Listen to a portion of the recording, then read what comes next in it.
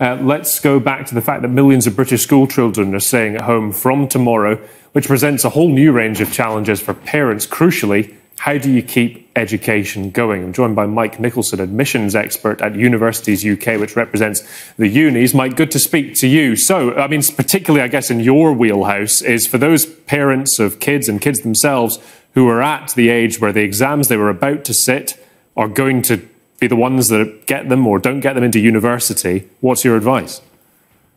I think, first of all, we need to reassure people that students, parents, guidance advisors, teachers, the universities are working with government, with the exam boards to reach a solution which will be fair and equitable for the students.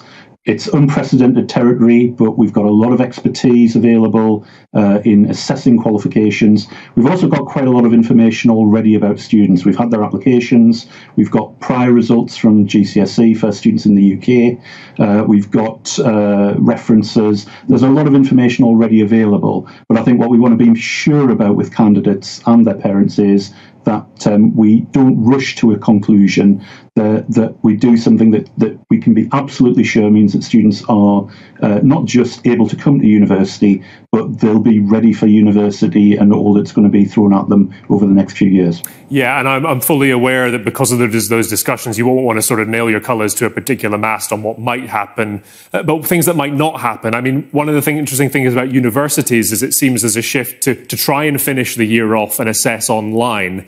That doesn't seem to be an option when it comes to schools, does it at all? No, but I think we can be sure that there are ways that students can be assessed. And, you know, again, there's a lot of expertise in the exam boards at looking how this can be done. A lot of students will already have submitted work. Now, it might not be work that they were planning to have assessed for exam purposes, but it will give their teachers a really good sense of where they are. Remember, in most schools, certainly in the UK, we're only a few weeks off the point where students would have been breaking up anyway and would have been preparing for exams. So, you know, we're well through the preparation for students.